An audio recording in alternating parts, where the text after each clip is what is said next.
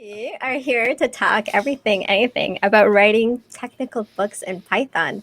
I'm joined here with April Speight, Harry Percival, and Al Sweigart. Why don't we start with intros? I'm going to let you give your elevator speech and maybe tell folks about the books that you have written. Maybe you're publishing right now, maybe you're writing books right now, and we'll start from there. Al, you've got the floor.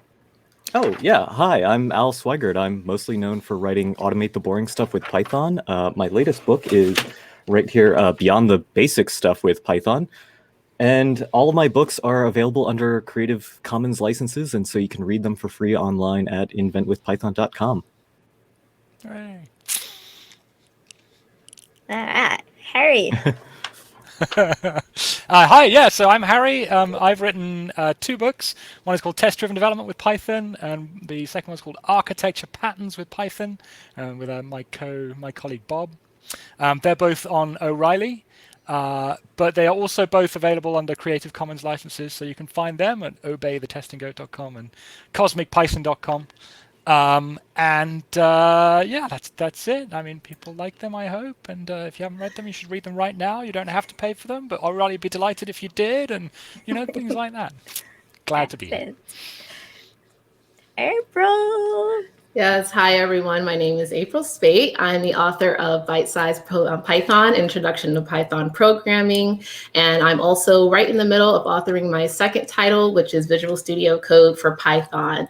Very excited. I feel like, from what I'm told, you can get my book anywhere. So, yeah. Awesome.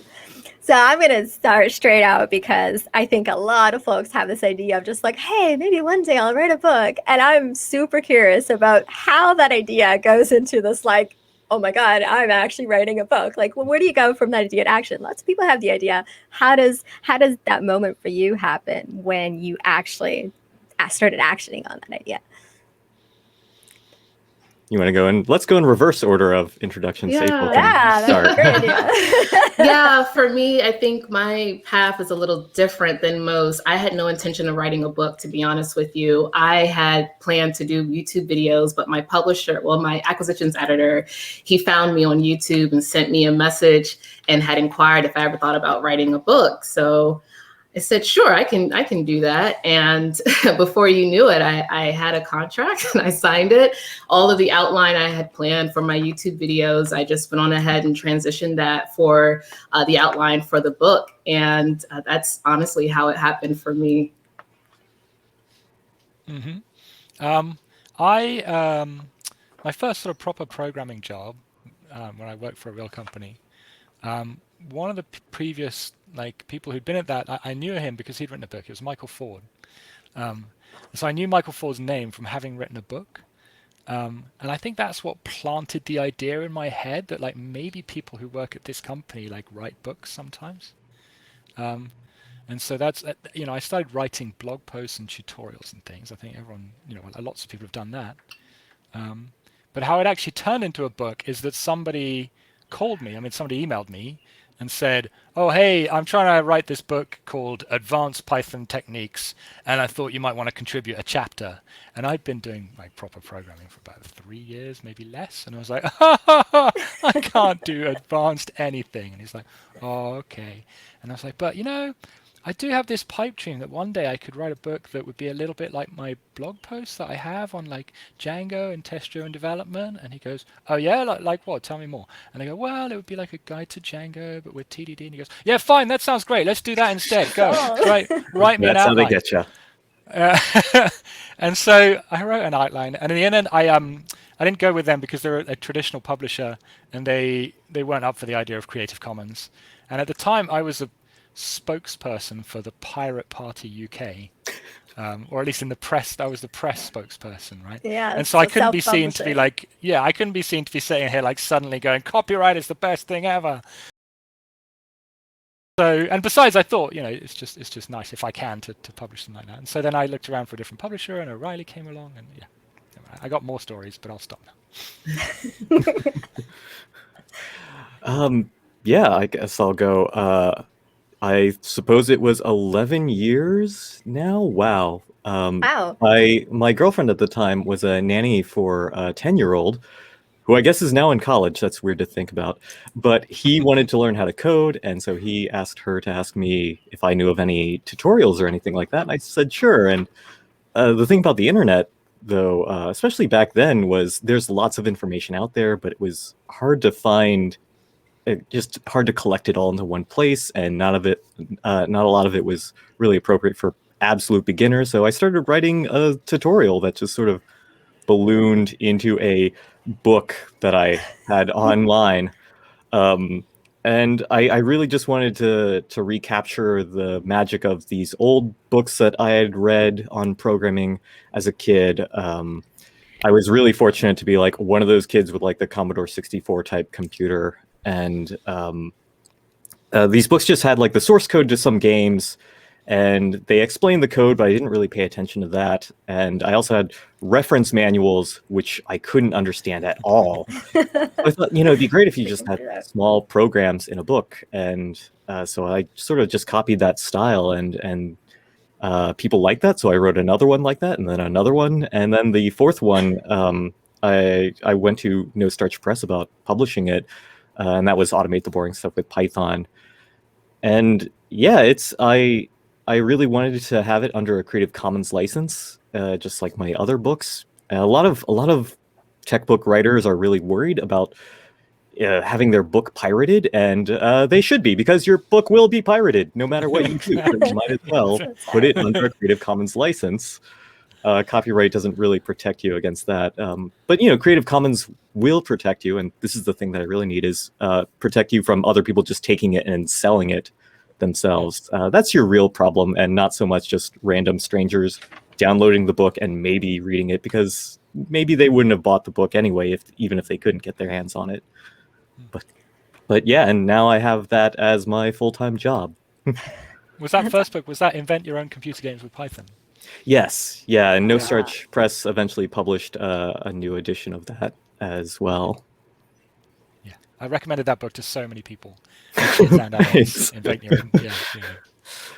Yeah, I found that because I write books both for kids and for adults, and I find that kids usually are more receptive to programming because they haven't realized that it's supposed to be brain surgery, rocket science. A lot of adults will just say like, oh, programming, well, I don't think that's for me, or I'm not smart enough to do that. Have y'all ever come across that sort of like the intimidation factor?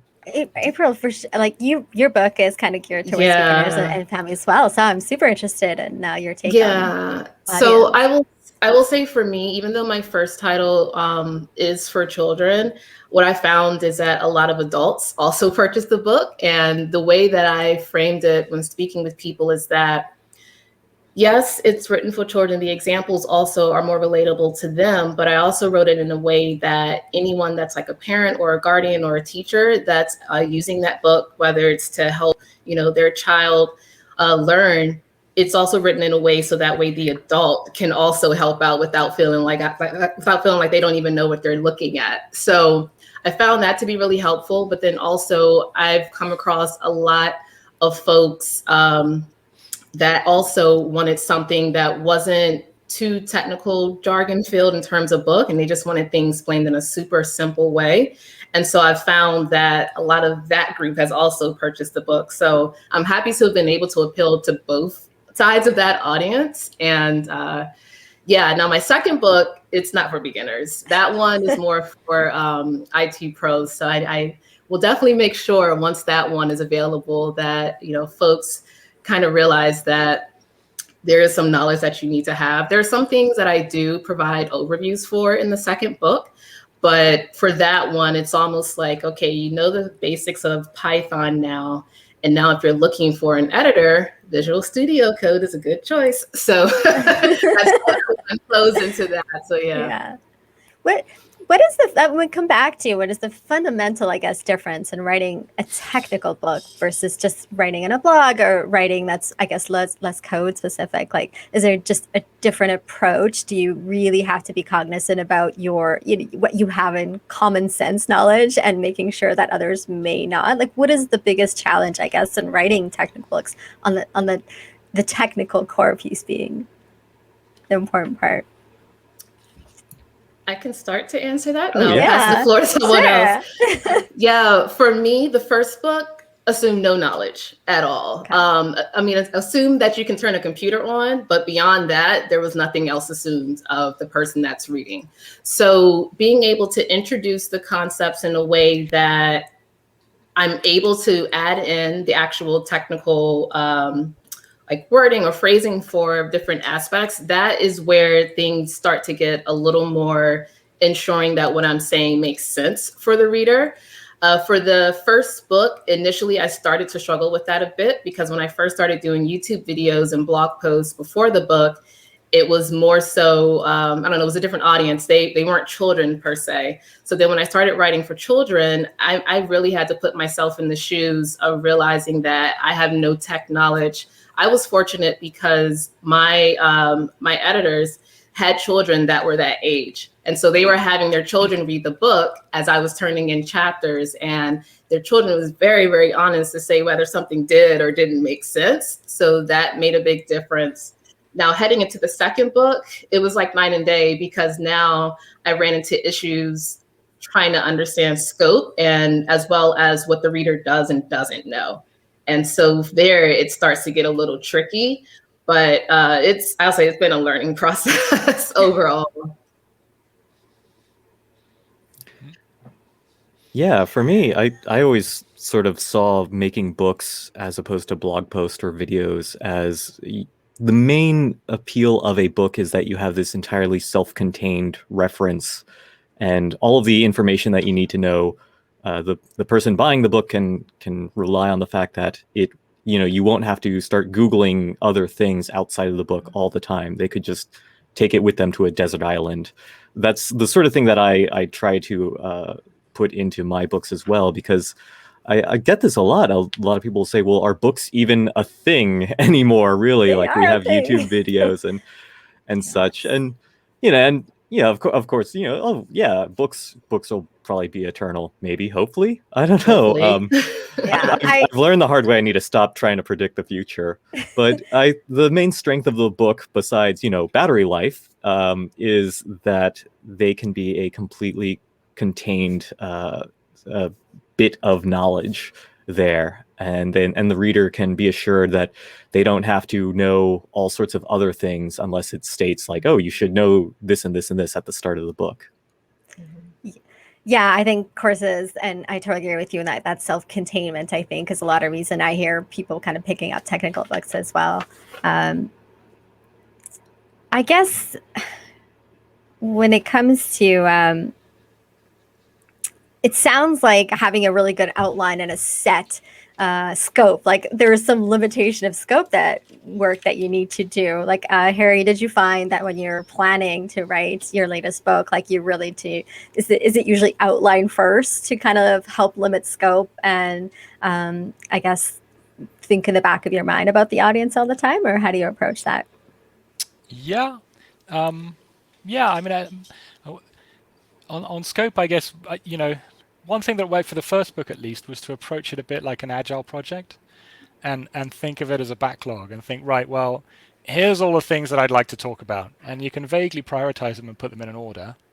But, odds are you probably won't make it to the end. And so, and especially, and you might just eventually go, well, first of all, you're way past your deadline because you always are. And then secondly, the publisher's like, well, look, you've got like pushing 300 pages here. Like, do you really need to add the chapter on Postgres or whatever? And you go, well, maybe not. Like, good. Okay, ship it. So that was one thing. And then the sparking off the last conversation, I think I'd echo what Al was saying about having his early readers and what you were saying, April, about having your editors' kids read it. I mean, just having people read your drafts as you go. It's just like when we're doing, test-driven development or something like feedback cycles. So the sooner you get feedback, the sooner you can correct your course and the sooner you can figure out, like, does my book make sense to anyone? Well, the best way of finding that out is not to wait until the day that it's printed and in a warehouse. It's to get people to read those early drafts and listen to what they say. And so I did a lot of rewriting on the first one in particular. Yeah. I know that my books tend to sort of grow in size as I've made more and more. And I have the running gag with my publisher every time I sign a new book contract of immediately after signing it, I say, I'm going to have to ask for an extension. Like right when you see that, I've heard that choice between picking whether to self-publish and kind of going through a publisher comes down to whether you want to get "Are you done yet? Are you done yet?" messages. I don't know if that's the case. When you self-publish, I guess you're the one who's asking yourself, "Are you done yet? Are you done yet?" Mm. Yeah, I'd agree with that. My first 3 books were all self-published, and then I went with No Starch Press, and I really enjoy having a publisher and a committed team of professional editors. It's the books that I write are, it's my name on the cover, but the book is a collaborative team effort. And I am reminded of this every time I submit chapters to my editors and they send it back, just red marks on all over the Word document of minor edits. And this is after I've done all of my own editing, and they'll say, like, actually, you should move this paragraph here. And 98% of the time, I'm just clicking approve, edit, approve, edit, approve, edit, approve, edit. It's like, yes, I can't Word good. I will have to say that I will say in my experience has been probably one of the most humbling things when it comes to writing a book, because I know from my case, I was able to choose my technical editor for both books. We worked together, but on different teams. But at one point, he had the chance to edit something that I had wrote for work, and everything was blunt and straight to the point. And when I was asked to choose technical editor, I said, I know who I want it to be, because I felt that I could trust that individual. And I also knew that whatever he said, I wouldn't take it to heart. I wouldn't feel bad, because, to your point, you think you write the most beautiful prose, and then you turn it in, and then you get it back, and it's like line here, comment there.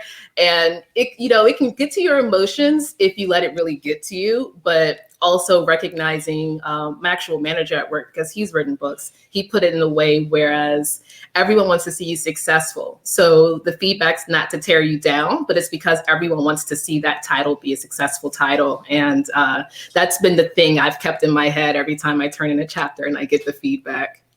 I think you guys are bigger than I am. I couldn't help. Like, any time someone tries to correct something that I've written, I just immediately go into lawyer mode. Go, no, I think the way I wrote it. It's great, actually. What do you mean? And I remember spending, at one point there was a kind of a copy editing phase right at the end of the book where a person whose actual job it is to do grammar properly and make sure there's full stops and stuff. And I checked them one by one. Go, well, I disagree with that, actually. I don't think. Why would you put a comma there? Why? This is a perfectly cromulent word. And I would have long discussions with him in the PDF editing notes, going, well, I mean, but whose rules? And there was a problem there with UK English versus American English. Oh my God, there's some mad stuff though. They want you to put full stops and commas inside quotation marks. If you end a sentence with a quote, right, it's going to go full stop, close quote. Or if you have a quotation halfway through a thing, you're going to put the comma inside the quote, but the comma is separating the outside. Made no sense. Yeah, it's the rules, Harry. Especially as programmers, I'm used to having properly nested parentheses, exactly. And so I want the period or the comma outside. Clearly a syntax error. Right? What is wrong with you? So. Sounds like there may be some struggles sometimes during the period from idea to finished book. What are some other things that are really, I guess, tough? I would imagine that kind of ongoing motivations. Is it always yes, I'm super excited to sit down today and write? I can't imagine that being the case. Yeah. You want to go first? Sure. I was going to say something. Go ahead. I mean, motivation is really sort of just a matter of sticking, putting your head down and doing it. I don't think there's any magic solution for that. And some days you're very productive and others you're not. For me, the main problem, especially now with Python and programming in general, is coming up with actual topics for books, because the first step for me is always doing a sort of prior art search where I look at what's already out there, because there's a million guides for beginner Python, and a lot of them are really good, and I don't think is there anything I can add to that. So I'm trying to find other topics or niches that I can write about. I don't know if y'all have.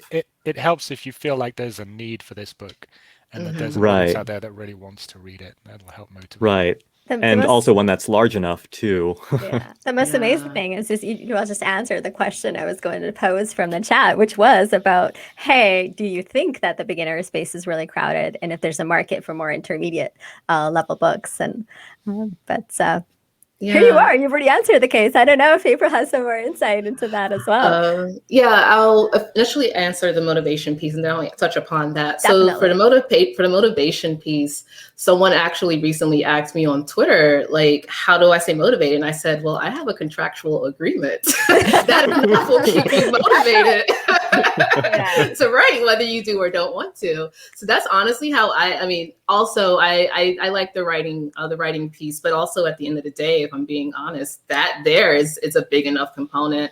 As for the topics, what I've come to realize is that when I started doing blog posts and tutorials, since I came from the fashion industry, I geared everything towards fashion and anything that I had created as it related to programming. So from folks taking a look at that, for those who knew me, they understood the way that I taught. And so heading into my first book, I also thought the same thing. I'm like, so many people talk about this, but how can I be different? And it does come into the fact that using your personality of how you teach, but also understanding there's not one particular source that everyone relies on for learning a programming language. I mean, for me, it took probably multiple different platforms and websites and YouTube videos to finally get certain things to click, especially like for me, if I'm being honest, for loops and while loops took me forever when I was starting out. And then finally one day I watched someone's video that made it clear, and it's like, oh.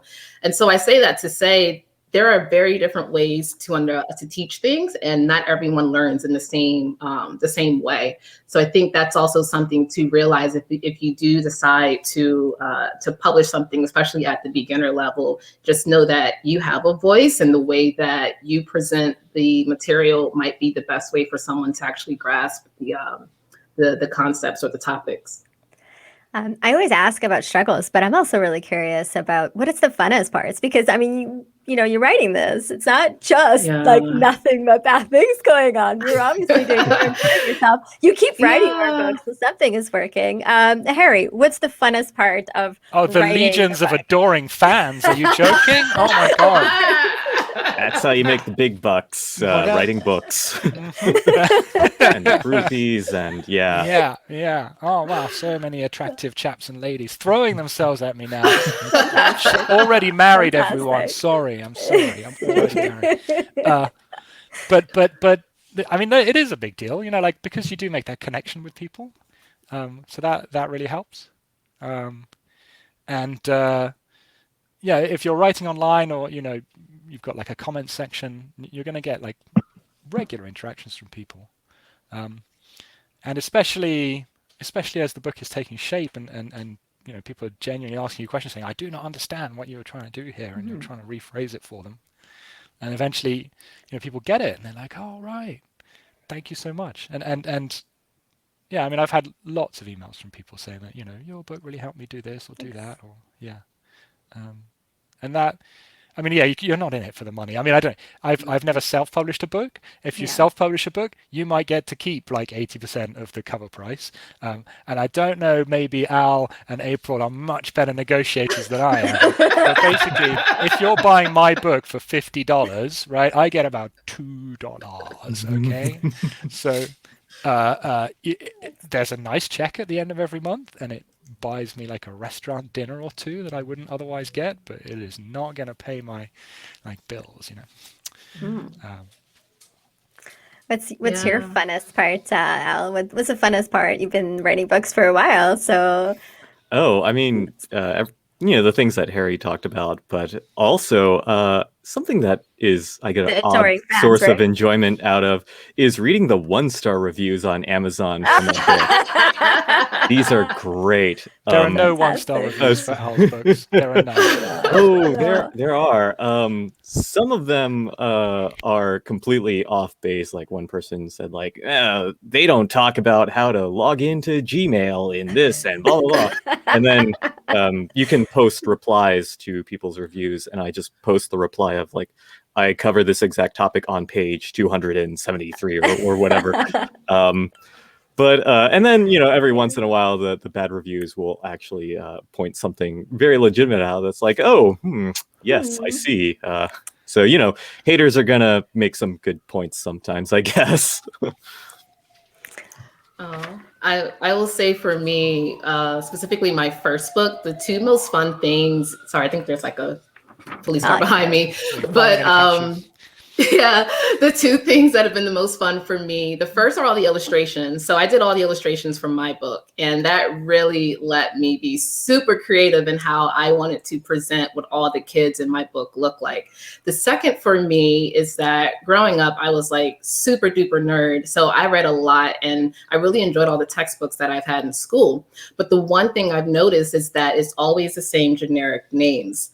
And so when I was writing this book, lie to you not, I spent a year collecting different names to be used as examples in my book. And I remember like being at an event and someone introduced themselves and I said, I got to use that name in my book. So I would literally have like a page in my notes app where I just kept names and I tried to grab names from like different cultures and such, because I wanted to make sure that whoever was reading the book felt that they felt included in this particular area of working in tech. So the drawing and the naming of the children and the examples, I would say, were probably the most fun parts. I guess naming things, it's hard everywhere, not just in code and writing too.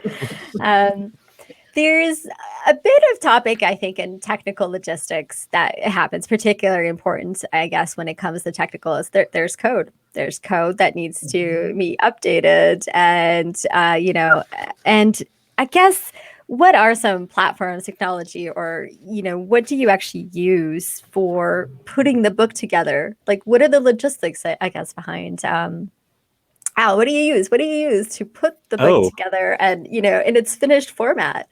So I'll tell you what I did for my first book, because nobody should ever do this. I used text files and I just wrote out HTML just sort of by hand. And then I wrote some small scripts that would just do like, they were essentially unit tests, but for text, just like, have I closed all of these HTML tags or things like that? Or do I have this text in with this? And I had this whole custom pipeline that was such a pain to manage. And so don't do that. I would create the web page and then I would produce the PDF from that web page. And then I'd had some other software that added page numbers after that. And that's terrible. But now that I work with No Starch Press, this is surprising to a lot of people, but they just have a Word template and I write everything in Microsoft Word. So I'm pretty convinced that Word and Excel are the two greatest things from Microsoft. Even if you're a critic of Microsoft, it's like, okay, well, at least those are two good things. But yeah, that's it. Definitely use existing tools. What about you, April? Yeah, so for me, to your point, we use Word. There's an extension that you have to download and enable. And when it comes to doing code blocks, I do everything from both books in Visual Studio Code, and then I just copy and paste over into Word. The one thing I ran an issue into in the beginning was that I didn't have I wasn't using smart quotes. Apparently, I didn't realize that they were turned off on my Mac, because I write everything on my Mac. And so then I realized, okay, that's a problem. But then for the book I'm doing now, because there's more screenshots of VS Code and such, being able to just grab the screenshots from my instance of it on my computer has, I would say, made a big difference. But the one thing, though, when it comes to doing different code blocks is that I sometimes ran into the issue of making things too long and having to remember that some folks might actually be typing this out as they're reading on their computer. And so I originally had an issue with that. I started making things shorter. And then when I started my chapters on Django and Flask, because I was doing beyond the hello world, I was like giving people code to do an actual website. I said, you know what, I need to just drop the code inside of a file that they can open up on the Wiley site and then grab it from there and paste it into the editor. And I found that to help, with that itself. But yeah, I just copy and paste what I do in VS Code over into Word. And from there, they format as needed. I know for my first book, I had to go back though and do syntax highlighting. So that I would say was a challenge because I had to go through every single code sample and do that. But yeah, this one, no one said anything yet. So I'm hoping that that's not the case. Yeah. So many good lessons learned. Yeah, what about you, smart Harry? quotes are the bane of my existence. Yeah. What are smart quotes? It's when the quotation marks different on either are like side? opening and closing instead of just yeah. straight like we have in normal programming. All right. Well, so the world of O'Reilly is very different. They do not use Microsoft Word, so instead they have there's a text markup format, which is a lot like Markdown or RTF. It's called ASCII doc, it's most similar probably to Markdown of those things, but it has quite a lot of custom markup you can use for kind of desktop publishing. And what it compiles down to several different things, but the one that O'Reilly uses in the back end is a XML format called docbooks. And I certainly know some people who've written their books. I mean, this is as bad as Al, but much worse. They've written their books in XML. So that is a thing you could do. But no, instead, so I wrote my books as text files. I share the code. O'Reilly have a platform for it, but basically using Git. So I have like version control on the whole thing, and that's really nice. And there's an online editor you can use, and the non-technical editors can plug into it. But yeah, I was very glad to be able to use like a pure text-based format, and I did have to do some tech reviews for people who were doing their books in Word, and I just looked at it and going, this is a disaster, because it's Word. Like, you're going to sit there and use 25 different types of formatting and make a huge mess of it, and whereas I got my markup format, it's like, this is the backticks for code blocks, stars for bold, underscores for italics. That's how it is. And, somebody else will worry about the markup and the indentation and the whatever. So there's that. It made it really easy for me to publish my own stuff online because I could write my own tool chain to convert them. And if this is my chance to bang on about it for a little bit, a bit like Al, I kind of did a thing that you probably shouldn't do, but because my first book was about testing and test-driven development, as I was writing it, I realized quite quickly that I wanted all the code listings to be able to be things that people could copy and paste into their computer, and each chapter was telling a story, and we would like modify a previous piece of code and change it slightly, and now do this, now do that, and then it would say, oh well, now if you run the tests, you'll find the tests fail, and so if you type this into your command terminal, then the following error message will appear. And quite early on, I decided that I didn't want to be lying about this, and that when you go back and you change something right at the beginning, you go, oh, that variable name was crap, and you go and change, listing number 17 in your book, and you're like, great, now listings 18 through 4,000 are all suspect and need to be double checked. So what I did is I put every single code listing into version control as well, and I tested them. So every time in the book it says put this into a file, I had a little program that would parse the book and write that thing into a file. And the next time it said run this command, it would run that command and it would double check that what you'd written actually worked. And so I used a copy of like a combination of kind of tests for the tests in the book about testing and Git to make sure that I could keep on top of that. And so when I did change a code listing way back then, what that actually maps to is a commit somewhere in my history. And so filtering that through the whole of the rest of the book was a matter of doing a gigantic Git rebase. And so I got to know all kinds of weird stuff about Git that I would otherwise never have learned. But yeah, I was the king of Git rebase by the end of that first book. Excellent. So I went to town on that a little bit.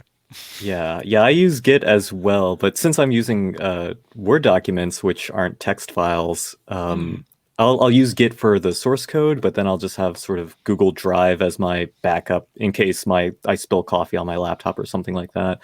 But I don't need version control for the text so often, so I get away with just having copies of the folder over and over again, where I say like, oh, this is the copy editing phase, this is like rough draft, and yeah, it's incredibly rare that I have to go back to. So I needed Git to be able to revert all of the bad grammar decisions that my copy editor made. Like, right. But and I also have one Word doc that's just my scratch pad. I just have that as its name, and every time I'm gonna take something out, but I sort of want to hang on to it, I'll just cut and paste it into this scratch document, which for a 300-page book will usually be about 150 pages of text that I thought might be nice, but then ended up not using it. And for 99% of it, I will end up just tossing it anyway because it wasn't that great. But it's a very ad hoc, informal system. But the scale that I'm working at, it works pretty well for that. And then I do have sort of like backup scripts and other unit tests for source code and things like that as well. I think the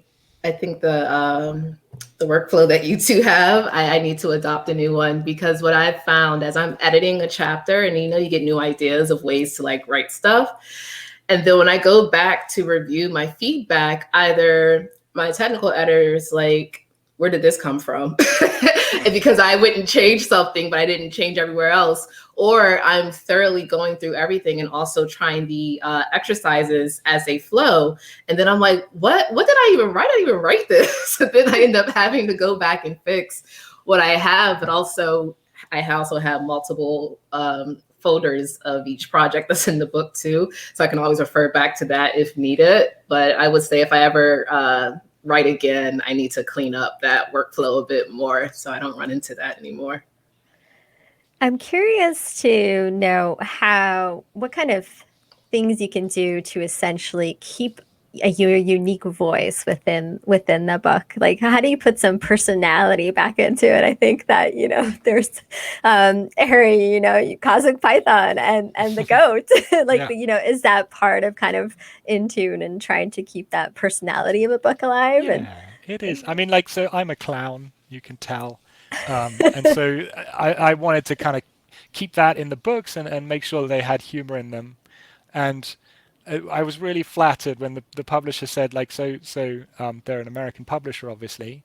And so at the end they go, right, and here's where we correct all your spelling to make it US English instead of American English. And sorry, other way around, instead of British English. And I was kind of crestfallen by this. And my editor said, listen, hang on, let me have a word. And they said, because you've got such a strong authorial voice, like people can really hear you talking to them in this book. It's not kind of written in a sort of abstract, passive voice, third person kind of thing. It's really like, I am doing this and we are doing this and let's try this out. And there's a lot of second person in it. And they said, I think we should keep your British English spelling, and you don't have to have Z's everywhere, and you can talk about having a cup of tea instead of paying £1 for a cup of tea instead of paying $2 for a cup of coffee. So that was really nice, yeah. And so I think it's so important to have that personality, because if I think about some of the programming books I've most enjoyed, they've been the ones where you feel a genuine human connection to the person that's written it, and that it's like you engage, and that's just the kind of thing that I could never have said when I was in my 20s, but like you engage on a sort of emotional level with them, with programming books, which is really weird. But I think of like Kent Beck's TDD by Example, for example, which is a book about test-driven development. Okay, should be very dry. But actually, it's all about him and how he feels when he's doing it, and how, like, going without it stresses him out, and how, like, doing it like this just makes him relax, and how he feels intimidated to write code. But if you like, he feels like if he can write a test for it, then he's bitten off a tiny piece, and it feels like, maybe psychologically he can relax. And so you really got an idea of the personality of this person, and why they were doing these things, not because, it is the best way, and I can prove that it's 8% more efficient, but because you could see that it made him feel good about programming, and you that's how you thought, okay, maybe this could work for me. And so particularly in beginners books, you're trying to convey some of that joy of programming, because like so much of it is not joyful. So much of it is like painful and frustrating and difficult and confusing. But it's still worth it. We know that. So we want to convey that and say, look, and let's convey some of that joy. Yeah. I'll have Yeah, I mean, I try to just sneak in little puns and and jokes and things like that, but I don't want to punish the reader too much with that. But at the same time, I feel this other pull where I don't want to make so many cultural references and jokes, because I only realized this with Automate the Boring Stuff, which was which went through a traditional publisher, and so there's foreign language rights and translations of that book available. And then I started thinking, I think it was when I was looking through the Japanese version of the book, and I can't read any of it except for my code examples, which still talk about like Batman and RoboCop or something like that. And then I thought, oh, this audience might not pick up on all of my Star Wars references or whatever. And I actually touch on this in my latest book.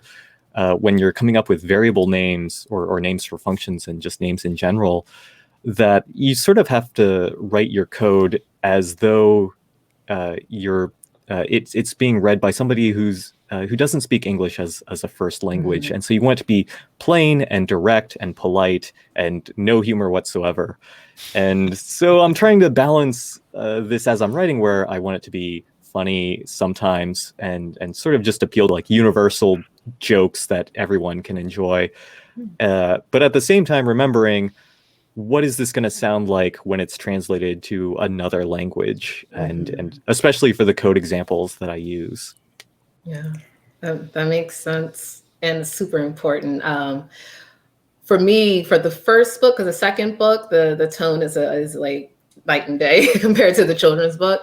I was able to be more casual in terms of how I talk and how the book flowed. But one thing that I believe it really enabled me to show my personality was actually the cover of my book.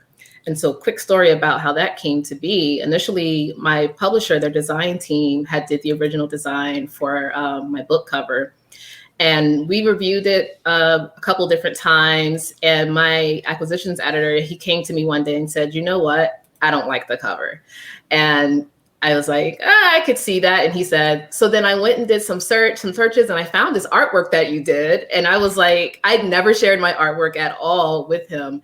And so he said, yeah, I think that what you've done versus what our designer has done would probably be a better idea for the book. And so I took that from there and I ran with it. And if I could grab my book back here, that's how we ended up doing this cover. And I did the whole cover for it. And so that, at least for me, meant a big deal. Because honestly, with all the programming books I've seen, I've never seen two Black kids on the front of it. So being able to have that made me like super, super happy and proud. But also the fact that my acquisitions editor was the one that made the suggestion, and I had no intention of doing my book cover. So that also made a really big difference as well, especially with getting more children interested in programming that come from underrepresented communities. So that made a big difference, I would say, for me.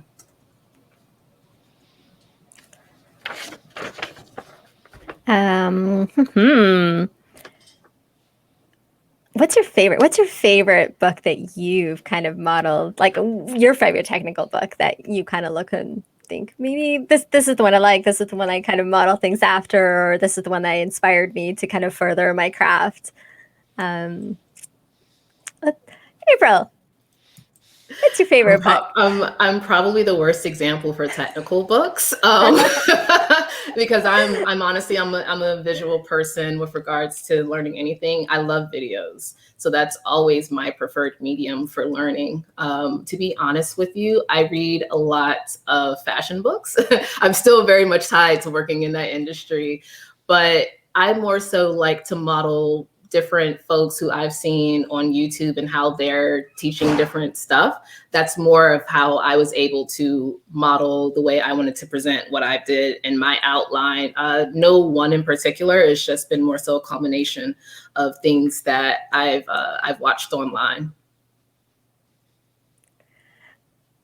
I guess I am asking about technical books, but really like any types of other books you read, you're learning about the craft of writing, you're learning about how to put voice in, how to put personality in, how, different ways to do that. So I guess very limited in my question, I guess, in that respect. but you're right. Like, reading even passion books, that would be such a huge effect on having that bring in some of those pieces that you see work really well, and to join. I always say colliding different topics is such a wonderful way of bringing in unique voices. 100%. What's your favorite go-to book, if not technical, and another that you kind of use as inspiration? I'm trying to get better at self-promotion and just putting myself in the spotlight. So my favorite book is my own. Nice. Which you can purchase online at your... Anyway.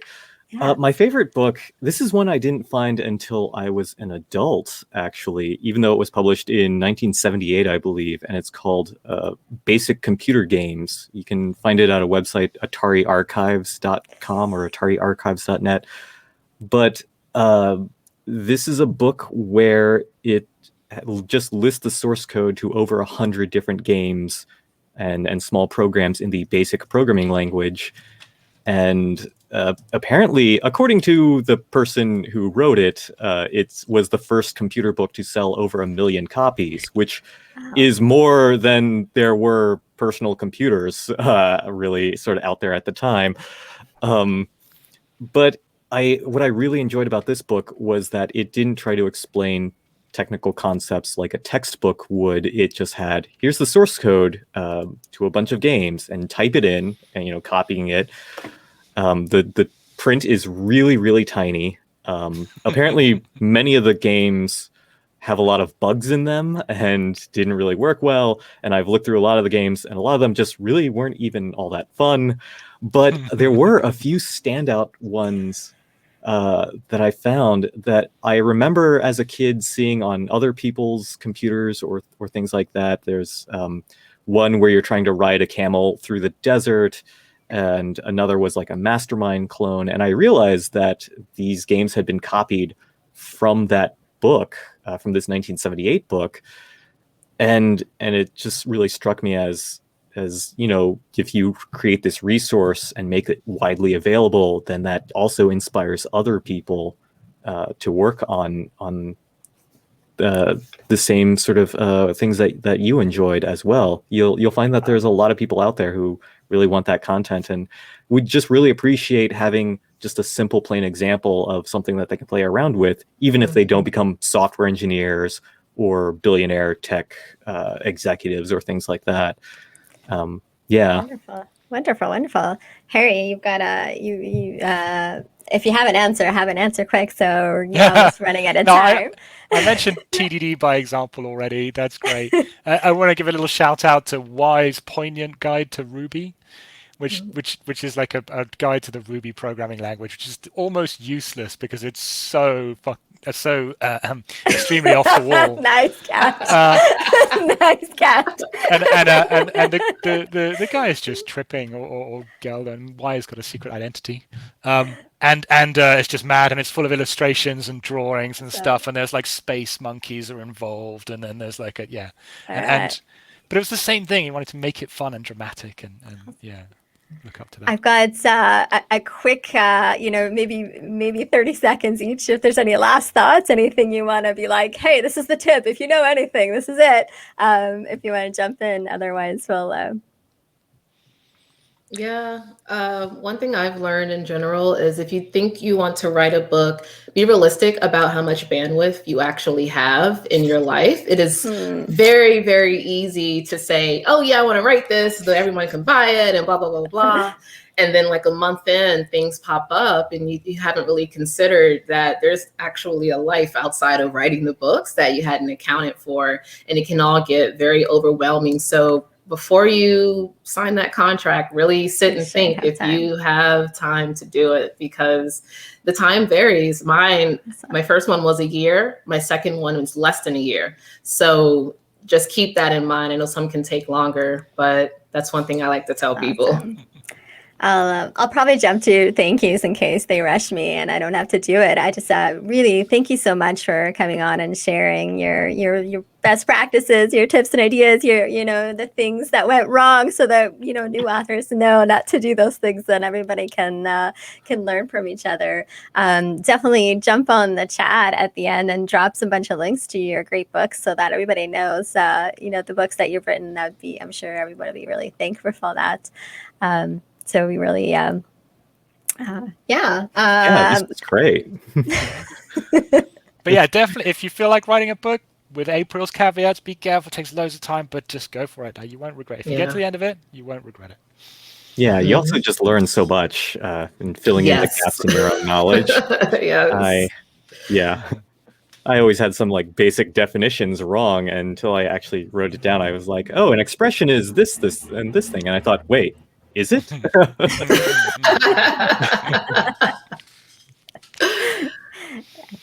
Excellent.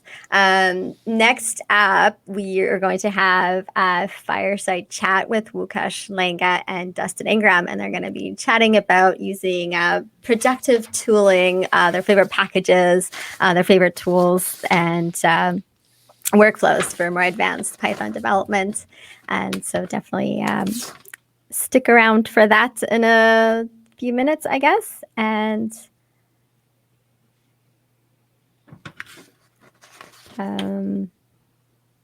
yes, just trying to see if there's any other chats or any other questions or any other thank yous. I don't know if I got my time synced. 12:15 was 12:15 was the time around, and it's 12:16 on my end for that. I guess maybe we'll just why don't you drop the names and URLs of your books or anything we need to know until we finish up. Yeah. Sure. My book's at www.obeythetestinggoat.com is the first one, and the second one is www.cosmicpython.com. Nice. They're both fantastic books. They should be on everyone's bookshelf. Buy one for your friends once you've read it for free online. Buy one for your local library. Buy one and send it to somebody in jail. I got a pal in jail who was reading my book. People in jail need more books. Figure out how to send some books to your local jail. Send them to Africa where there's crappy internet, or any country where there's bad internet. Like, physical books are very much prized. Or Texas right now, where I am. Yeah. Tell us about Texas. Yeah. I'm Al Sweigart, and you can find all my books at inventwithpython.com. Hey. Yep. And for me, you can actually go to my personal website, which is vogancode.com. I have a page on there that's all dedicated to bite-sized Python. The Wally website as well is a good place to purchase. And then on my Twitter, it's one of my pinned tweets that talks about the book when it had launched. So definitely check that out for more places where you can buy it. Hey. All right.